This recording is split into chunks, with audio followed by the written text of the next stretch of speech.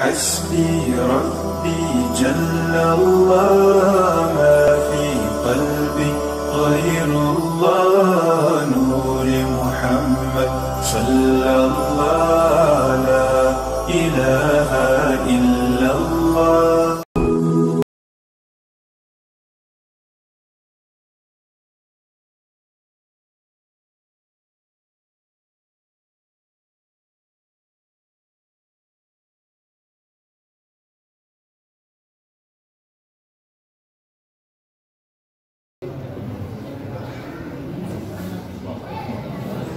Assalamualaikum warahmatullahi wabarakatuh.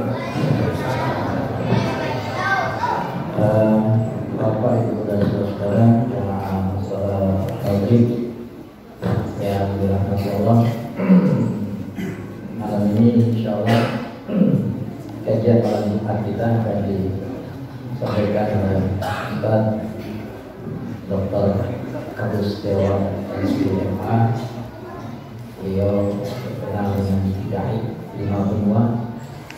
Insyaallah mulai malam Jumat pekan ketiga ini, insyaallah kita akan mengkaji kitab Riyadhus Shalihin. Namun sebelumnya Bapak dan saudara, nanti saya ada dititip pesan oleh remaja masjid bahwa mereka sedang membuat satu usaha yang dari titik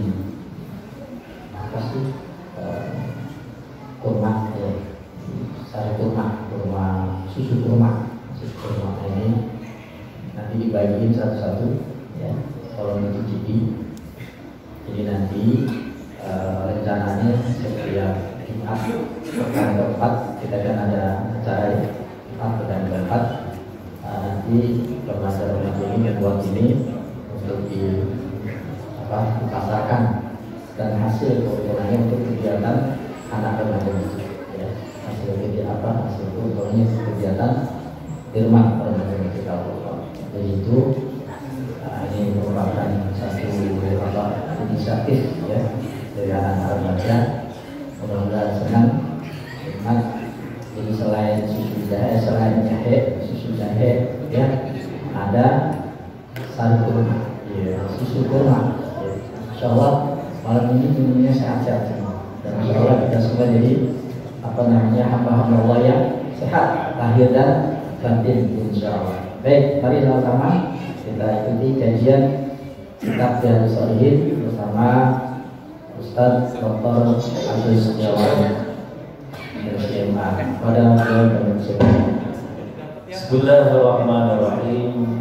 Assalamualaikum warahmatullahi wabarakatuh. Waalaikumsalam warahmatullahi wabarakatuh. Alhamdulillah.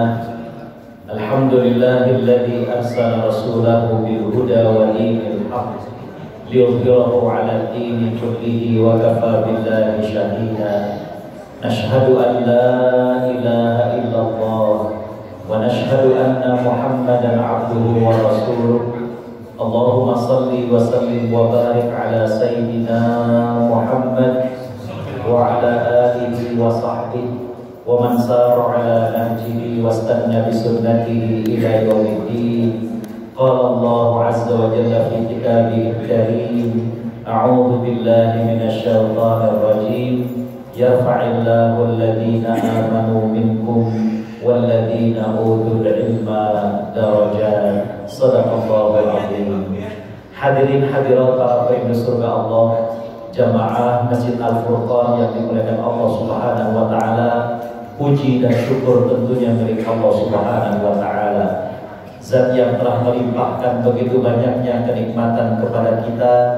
Malam hari ini Allah berikan kesempatan hidup, Allah berikan sehat, Allah ringankan langkah kita untuk hadir ke masjid ini, melakukan kewajiban kita selaku hambanya, dan alhamdulillah kita tadi melakukannya secara berjamaah. Kita berharap dan berdoa mudah-mudahan amal ibadah kita diterima oleh Allah Subhanahu wa taala dan kita diberikan istiqomah sampai kemudian Allah mewafatkan kita dalam keadaan husnul khatimah. Amin ya rabbal alamin. Tak lupa salawat dan salam kita haturkan kepada panutan kita Nabi Muhammad sallallahu alaihi wasallam, yang insya Allah kita akan pelajari hadis-hadis beliau. Kita berharap mudah-mudahan dengan kita belajar sabda-sabda beliau, bagaimana perbuatan-perbuatan beliau, mudah-mudahan ini sebagai bentuk cinta kita kepada beliau yang nantinya akan menghantarkan kita untuk dimuliakan Allah, bisa berjumpa dengan beliau dan satu surga dengan beliau. Amin ya rabbal alamin. Hadirin hadirat para penduduk surga Allah Subhanahu wa taala. Kitab yang akan kita gunakan ini adalah kitab Riyadhus Shalihin, karya Al-Imam Syarafuddin An-Nawawi. Imam An-Nawawi ini adalah seorang ulama yang sangat lengkap keilmuannya. Hampir di setiap bidang ilmu itu beliau memiliki karya.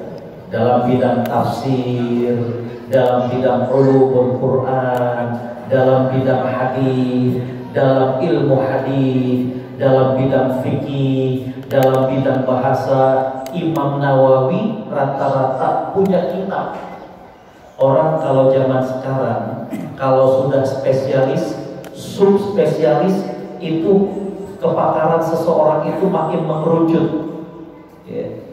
Jadi kalau ada dokter umum, lantas kemudian ngambil misalnya penyakit dalam, nanti ada subspesialis lagi, karena penyakit dalam itu macam-macam. Ada ginjalnya, ada yang lainnya. Nah itu subspesialis. Jadi mereka kepakarannya makin mengerucut. Tapi Imam Nawawi ini salah satu di antara yang Allah berikan keberkahan. Justru ilmunya itu komplit. Tadi saya katakan tafsirnya iya, ilmu Al-Qur'annya iya, hadisnya juga iya, bagaimana ilmu hadisnya juga iya, dan juga ilmu-ilmu yang lainnya. Di antara yang beliau tulis adalah kitab Riyadhus Shalihin, yang artinya Riyadh adalah taman, As-Shalihin bagi orang-orang yang soleh. Jadi beliau tulis kitab ini, beliau kumpulkan hadis-hadis yang sahih. Nah ini dia, okay? Jadi Bapak Ibu nggak perlu lagi untuk kemudian ini hadis kira-kira dhaif nggak ya, bisa diamalkan nggak? Ini sudah dipilihkan oleh Imam Nawawi, hadis-hadis yang sahih dikumpulkan oleh beliau dan diurut berdasarkan tema. Dan di antara kelebihan kitab ini adalah beliau akan awali dengan satu atau beberapa ayat yang sesuai dengan topik tersebut. Contoh, misalkan bab yang pertama itu adalah bab tentang niat dan juga tentang keikhlasan. Maka beliau hadirkan ayat-ayat tidak banyak, 1, 2, 3 ayat yang berkaitan dengan ikhlas dan berkaitan dengan niat. Kitab ini sangat layak untuk dimiliki, dan kitab ini memang sudah dipakai oleh para ulama-ulama terdahulu, oleh para kiai-kiai, oleh para guru-guru kita. Biasanya kita kenal itu adalah hadis arba'in, betul nggak? Hadis 40. Maka ini kita ingin memperluas wawasan kita ambilkan dari kitab Riyadhus Shalihin. Hadirin para penduduk Allah Subhanahu wa taala, kita akan masuk dalam bab yang pertama. Judulnya bab ikhlas dan menghadirkan niat dalam segala perbuatan dan tutur kata, terang-terangan maupun yang tersembunyi. Jadi bab ini menjelaskan tentang bagaimana pentingnya ikhlas dan menghadirkan niat. Kita mau bicara harus ikhlas, kita mau berbuat harus ikhlas. Beliau awali dengan firman Allah Subhanahu wa taala dalam surat Al-Bayyinah ayat 5. A'udzu billahi minasyaitonir rajim. Wa ma umiru illa liya'budullaha mukhlishin Mukhlisina lahuddina hunafa, dan tidaklah mereka disuruh melainkan mereka menyembah Allah Subhanahu wa taala dan mereka ikhlas dalam ketaatan. Ikhlas dari kata-kata kholasa, ikhlas yang artinya adalah murni. Jadi kalau kemudian susu murni, jadi nggak dicampur dengan apa-apa, itu kalau dalam bahasa Arab adalah laban khalis. Artinya adalah susu memang yang nggak dicampur dengan perasa, nggak dicampur dengan pewarna. Ya. Artinya memang susu murni. Allah Subhanahu wa taala menggunakan ikhlas untuk menunjukkan bahwa perbuatan kita, ucapan kita harus murni karena Allah Subhanahu wa taala. Ini ilmu yang berat, tapi bukan berarti nggak bisa. Kita beramal betul-betul tulus karena Allah Subhanahu wa taala. Kita ngomong betul-betul tulus karena Allah Subhanahu wa taala. Kadang di awalnya bismillah, ini adalah dakwah. Tahu-tahu isi ibu-ibu di depannya banyak yang muda-muda. Ustaz ceramahnya keren. Nah, berubah itu di hati. Ya. Hadirin khotul iman rahimakumullah, kalau orang sudah nggak bisa menjaga hati, yang keluar dari mulutnya juga akan merasanya lain. Mirip seperti teko atau ceret. Ya. Apa yang ada di dalam itulah yang keluar. Jadi kalau kemudian di dalamnya kurang ikhlas dan kurang keimanan, yang keluarnya juga lain. Makanya di sini pentingnya tentang ikhlas. Baik, hadirin rahimakumullah, kita masuk kepada hadis yang pertama. Bismillahirrahmanirrahim. An Amiril Mukminin Abi Hafsin Umar bin Khattab radhiyallahu anhu qala sami'tu Rasulullah sallallahu alaihi wasallam yaqul innamal a'malu binniyat wa innama likulli imri'in ma nawa faman kanat hijratuhu ila Allah wa rasulih fa hijratuhu ila Allah wa rasulih wa man kanat hijratuhu lidunya yusibuha aw imra'atin yankihuha fa hijratuhu ila ma hajara ilaihi rawahu Bukhari wa Muslim. Hadis yang pertama diriwayatkan dari Amirul Mukminin Umar bin Khattab Abi Hafs, semoga Allah meridhoinya. Beliau menceritakan, aku mendengar Nabi SAW bersabda, hanya saja setiap amal tergantung daripada niatnya, dan setiap orang sesuai dengan apa yang diniatkan. Barang siapa yang hijrahnya karena Allah dan Rasulnya, maka dia akan mendapatkan Allah dan Rasulnya. Barang siapa yang hijrahnya karena dunia yang akan dicari atau wanita yang akan dinikahi, maka hijrahnya sesuai dengan apa yang dia niatkan. Hadis diriwayatkan oleh Imam Bukhari dengan Imam Muslim. Hadirin para penduduk surga Allah Subhanahu wa taala, hadis ini sering menjadi hadis yang pertama dalam berbagai macam kitab, baik kitab hadis maupun kitab yang lainnya. Jadi menarik, ya. Bapak Ibu kalau buka Sahih Bukhari, itu bab yang pertama, padahal Imam Bukhari itu adalah pembahasan tentang kitab Bad'il Wahyi, bab tentang permulaan turun wahyu. Tapi Imam Bukhari menghadirkan hadis yang pertama itu hadis ini. Padahal kan hadis ini tentang niat, betul kan?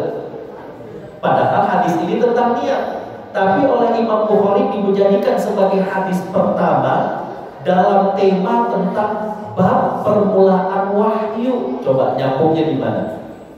Ya. Para ulama mengatakan ada dua hal.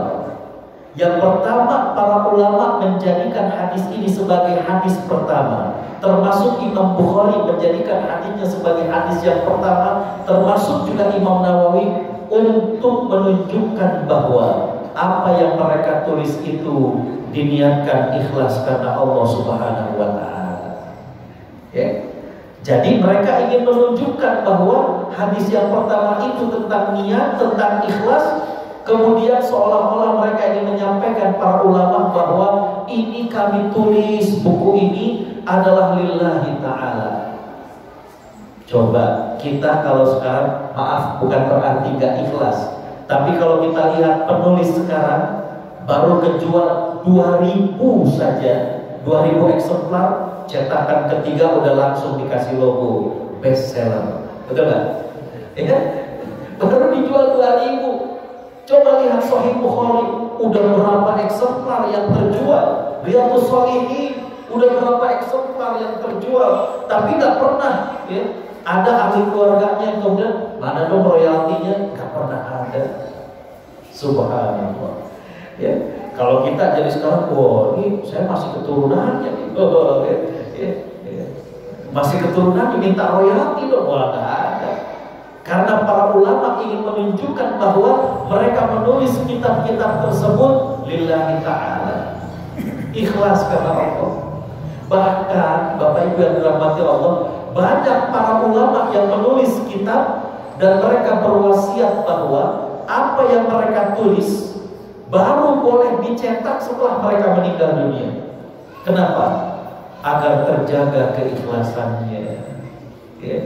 Kalau kita kan, ya silakan Bapak Anu penulis buku bestseller. Oh, alhamdulillah ada atap. Kalau enggak sih layak. Ya. Ya. Mereka banyak yang demikian. Sekali lagi saya mengatakan, bukan berarti kemudian para penulis ya nggak boleh untuk mengatakan bestseller, bukan. Tapi ini menjadi pelajaran bagaimana kemuliaan para ulama dulu sampai mereka nulis banyak buku dan mereka berwasiat jangan dicetak kecuali kalau mereka sudah meninggal dunia. Ya. Kita juga demikian. Dalam menilai orang itu jangan sampai kemudian mengkultuskan. Karena apa? Manusia masih bisa berubahnya. Ya. Manusia bisa berubahnya. Kalau para ulama dulu mengajarkan bahwa kita tidak mendahului Allah Subhanahu wa Ta'ala. Ya.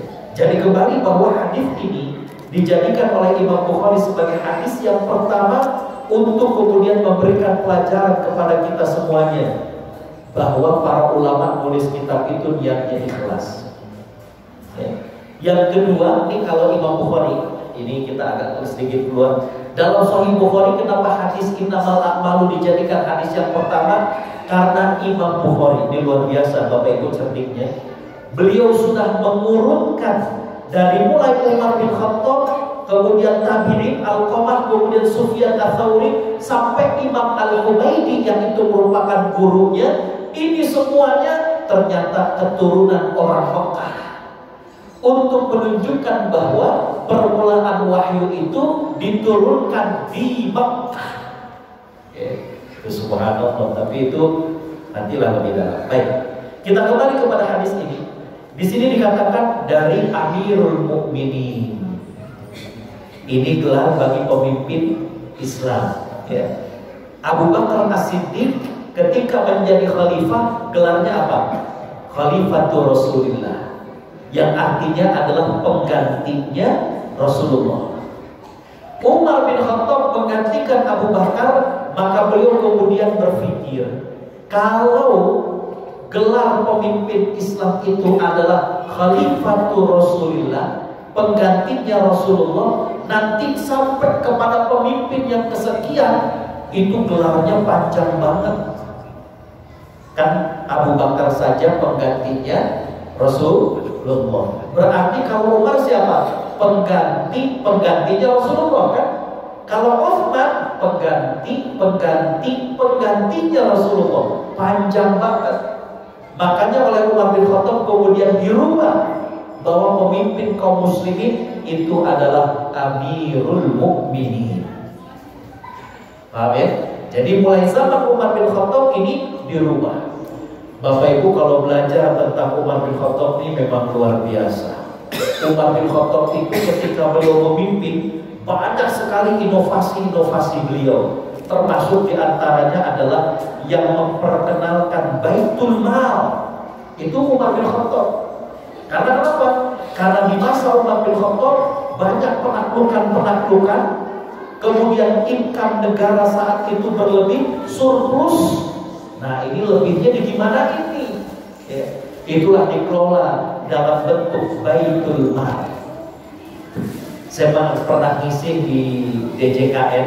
DJKN itu Direktorat Jenderal Kekayaan Negara di lapangan Banteng. Saya katakan coba pelajari tentang bagaimana konsep Baitul Mal, bagaimana keuangan negara itu surplus, ya.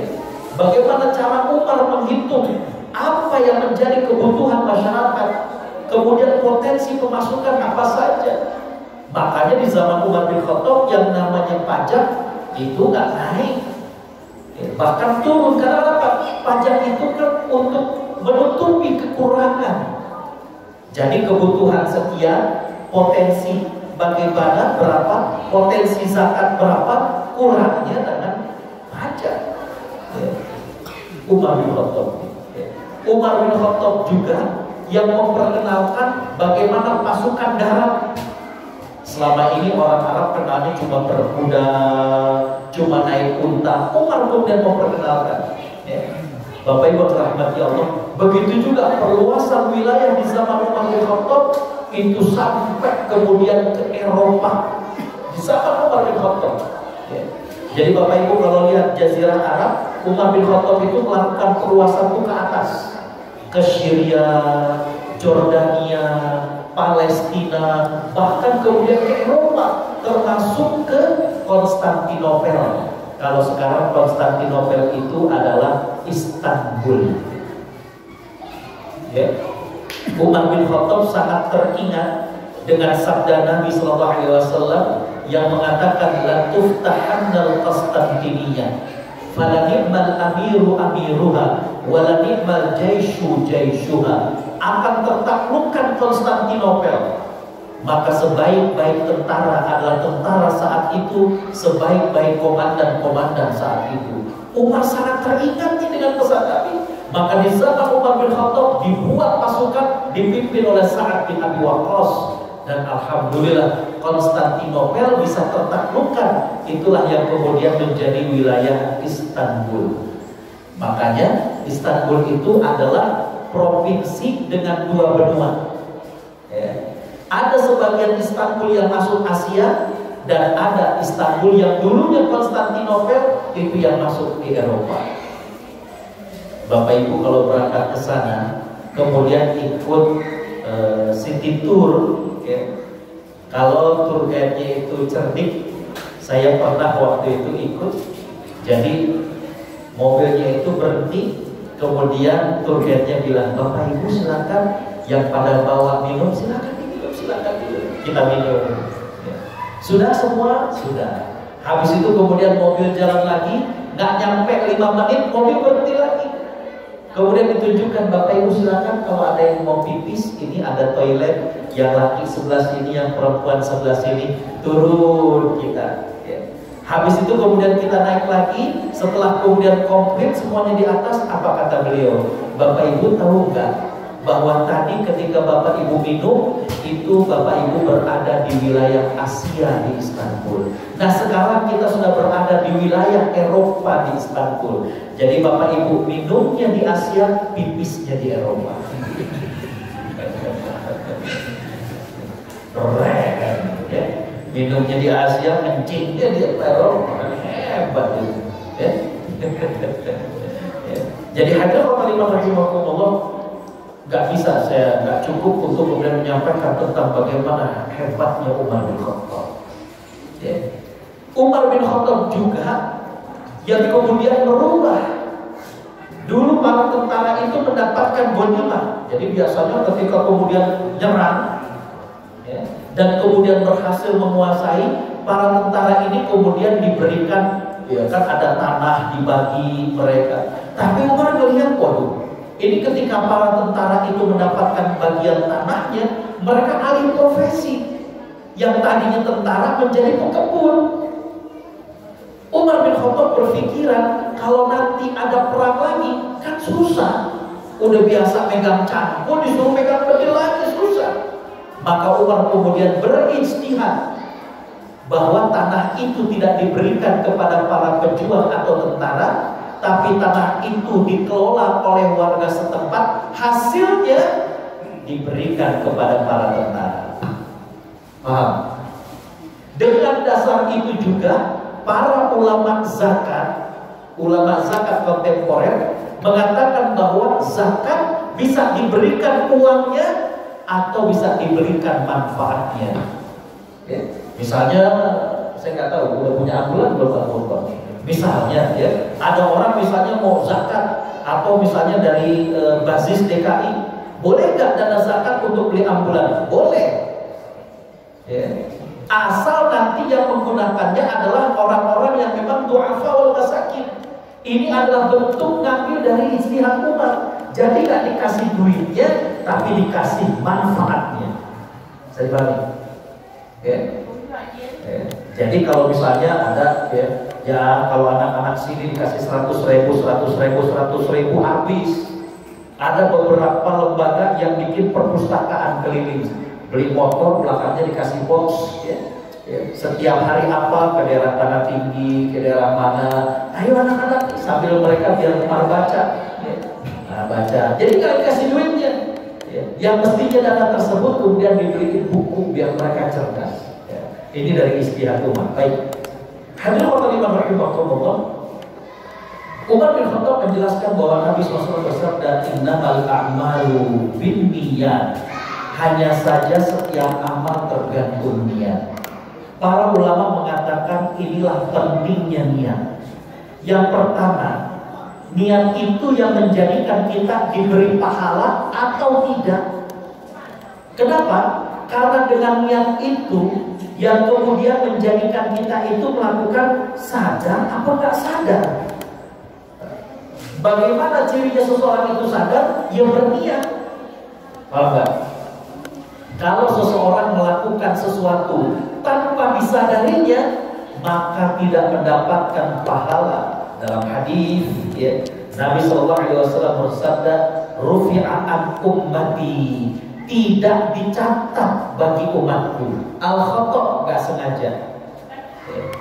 Kita udah lama nggak puasa, istri kita bilang, ayah, ntar Senin kita puasa yuk. Udah lama nggak puasa sunnah, ayo. Karena nggak biasa, habis sholat subuh ngobrol, mau kemana? Sebentar ada lontong sayur, makan deh gitu. Nyampe di rumah loh, cerita sama istri, wah nah bener tuh tadi diajakin Mas Wadeli makan lontong sayur, nah kan tadi sahur, lupa, tapi lupanya sepiring. Ya, al-khata. Ya. Kalau khata itu sebenarnya nggak sengaja. Contohnya bukan itu. Kalau al-khata ini adalah nggak sengaja, ya. Nggak sengaja, lupa.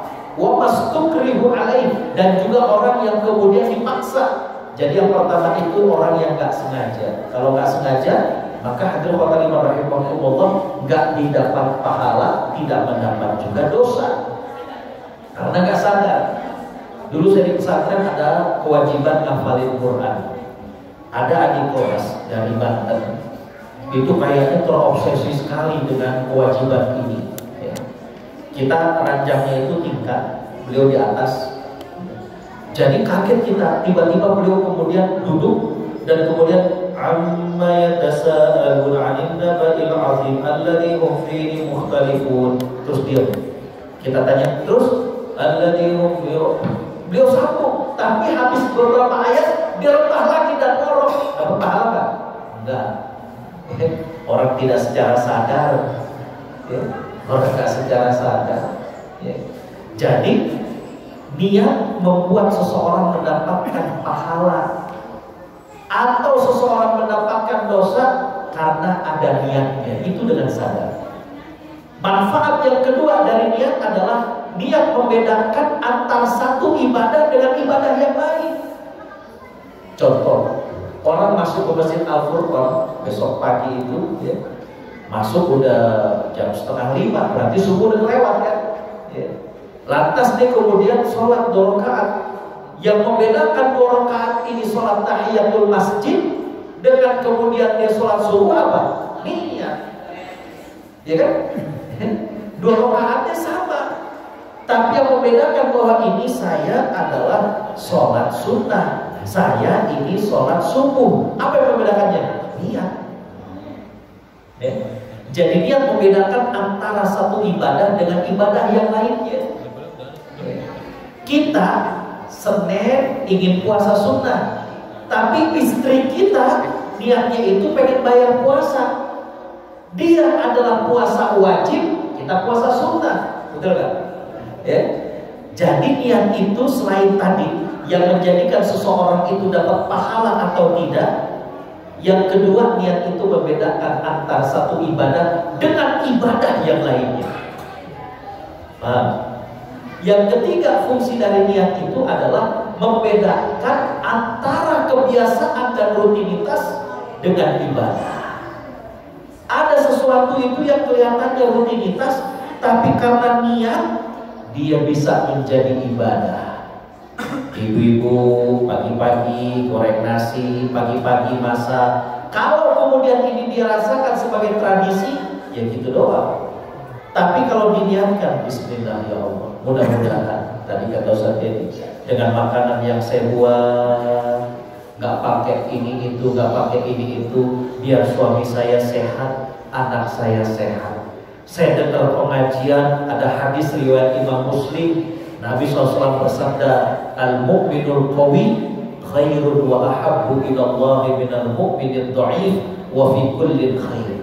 Orang mukmin yang kuat, sehat lebih baik daripada orang mukmin yang lemah dan sakit-sakitan. Wa fi kullin khair, walaupun kedua-duanya baik.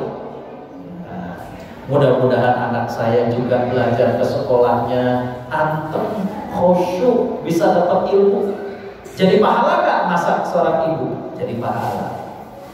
Ya. Bahkan hadirin khairin rahimakumullah, mohon maaf, Nabi SAW mengatakan, wa fi bid'i ahadikum shadaqah.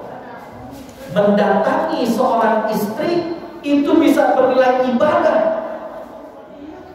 Para sahabat nanya, ya Rasulullah, pahalanya ibadahnya di mana? Karena biasanya yang ada dalam benak kita, yang namanya ibadah itu kan capek,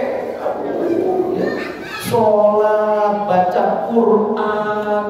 Ini kok mendatangi istri yang di situ ada bagaimana melampiaskan nafsu, syahwat, kok bisa dinilai ibadah? Apa kata Nabi SAW? Bukankah kalau disalurkan kepada yang haram jadi haram? Betul ya Rasulullah. Maka begitu juga kalau disalurkan kepada yang halal, ya adalah ibadah. Paham ya? Lihat. Ya. Jadi niat itu bukan saja membedakan antar ibadah satu dengan ibadah yang lain, tapi ibadah niat itu juga bisa membedakan tradisi rutinitas menjadi sebuah ibadah. Dulu ketika masih kuliah di Timur Tengah, ada seorang sahabat yang nilainya itu subhanallah bagus-bagus sekali. Ya. Dia ngambil jurusan itu yang paling susah saat itu, syariah wal qanun. Jadi jurusan hukum Islam perbandingan dengan hukum konvensional.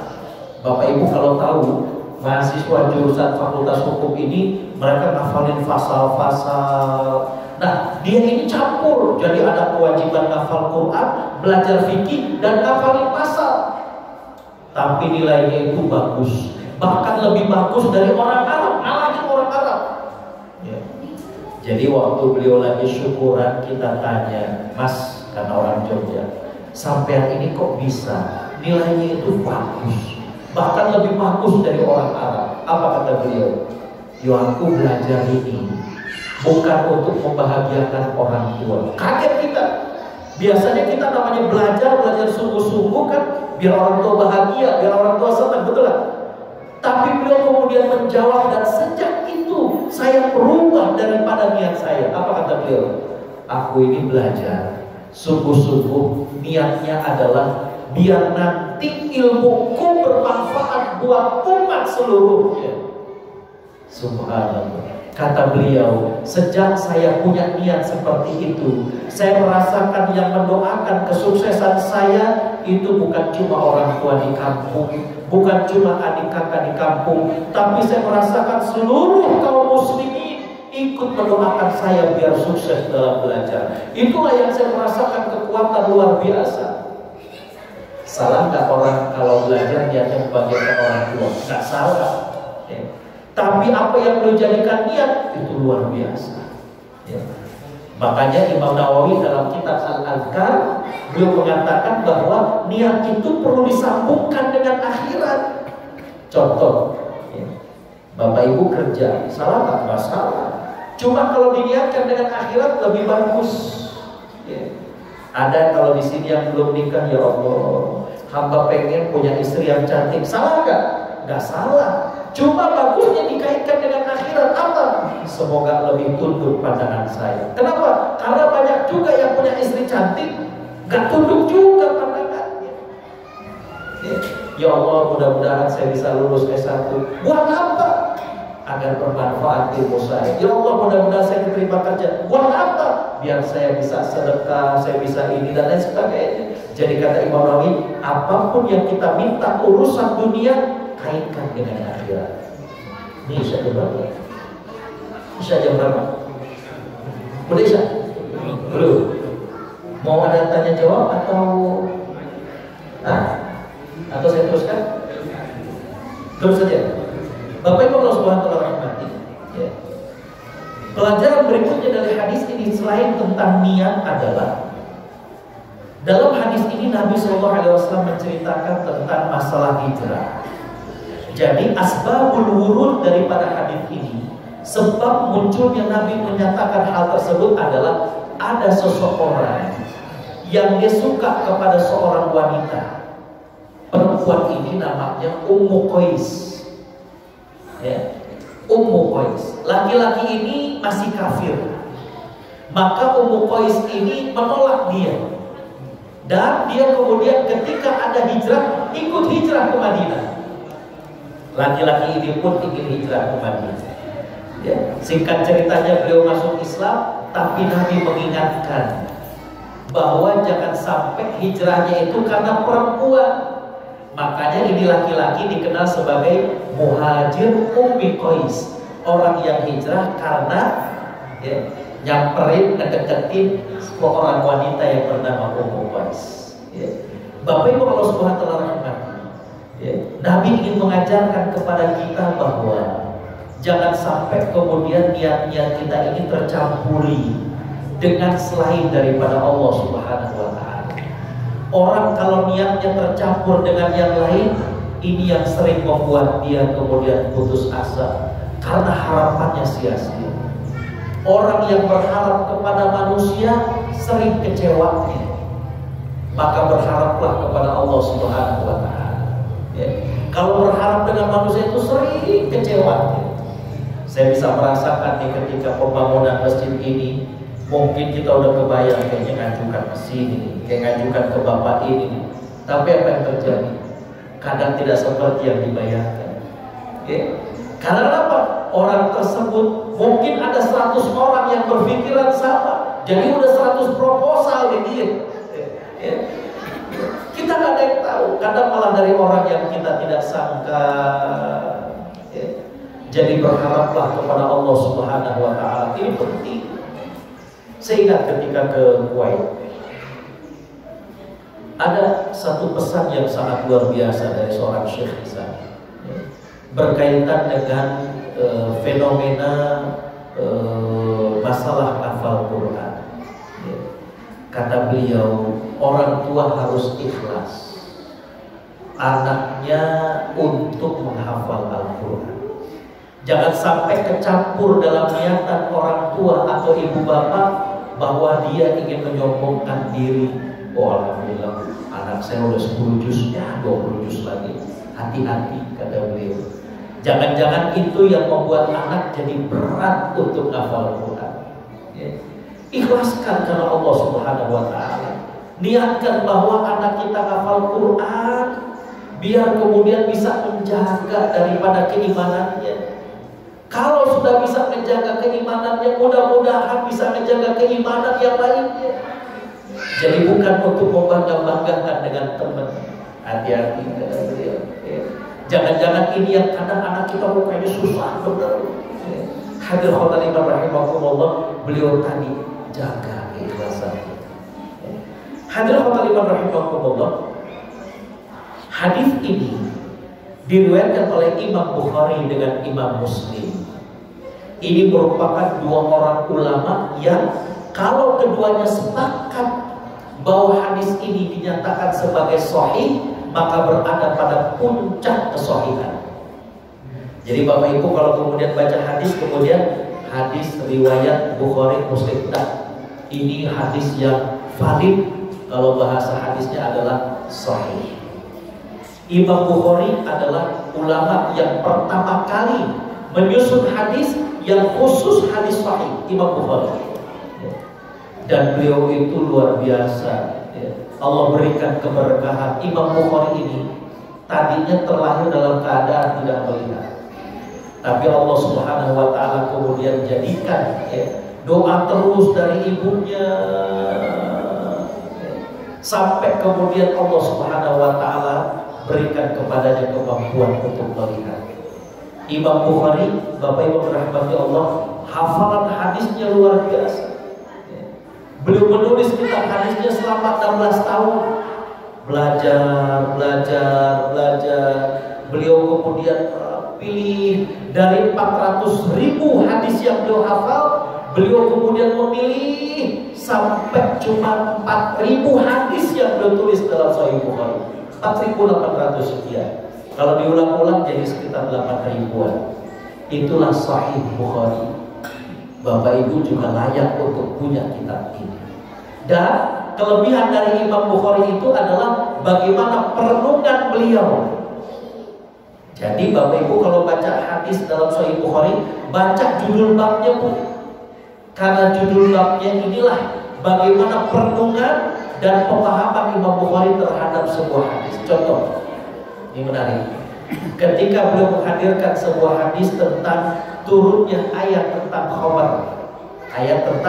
khabar, bagaimana diceritakan para sahabat yang masih menyimpan khabar yang ada dalam gentong-gentong itu kemudian ditumpahkan. Ketika Allah mengatakan rijsun bin amali syaitan fajtanibuhu, itu merupakan kotor dan perbuatan syaitan, jauhilah. Itu para sahabat langsung kemudian dituang dari gentong-gentong tersebut. Diriwayatkan oleh Imam Bukhari sampai membanjiri jalanan di kota Madinah.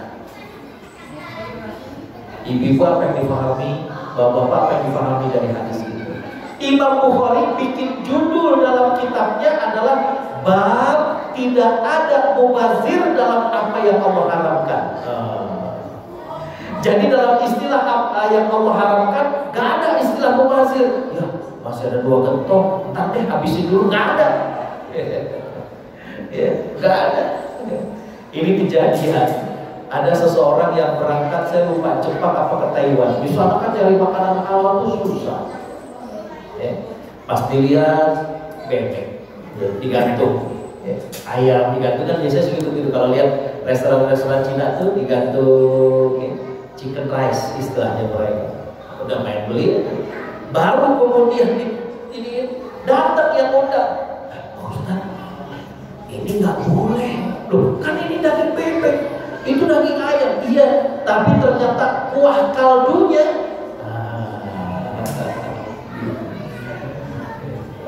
terus gimana dong? Nah, nggak ada istilah mubazir. Ya udah, paham? Jadi kata Imam Bukhari, nggak ada istilah mubazir dalam apa yang Allah haramkan. Tuh lihat gimana pemahaman Imam Bukhari. Bapak Ibu tahu hotel syariah di Cutmutia itu ada hotel Sofia. Dulu ada 3 hotel Sofia itu, di Cikini, di Cutmutia, satu lagi di depan Irian Sahid.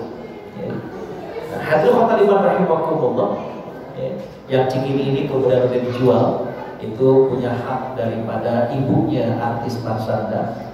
Yang 2 ini kemudian menjadi hotel syariah. Beliau cerita, ini yang punya orang Bukit Tinggi. Beliau cerita bagaimana ketika beliau itu ngerti bahwa saya pengen menerapkan hotel syariah. Bapak Ibu, itu keuangannya diperiksa. Yang tadinya ada jual arak, yang tadinya ada yang maaf jam-jaman. Nah itu kalau hotel jam-jaman biasanya udah gitulah gitu ya. Itu apa perlu dihitung?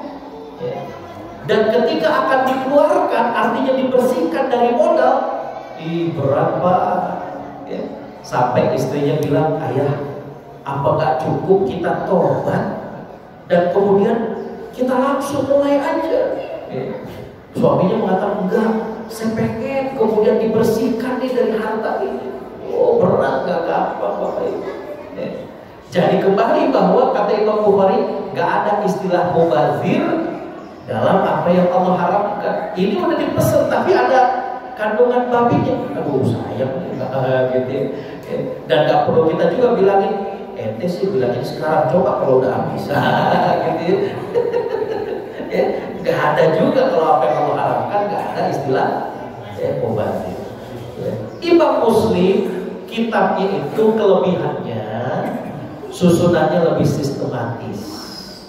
Kalau Bapak Ibu pengen belajar hadis nih, baru mulai belajar hadis, saya nyaranin belajarnya Sahih Muslim duluan, karena biar gampang.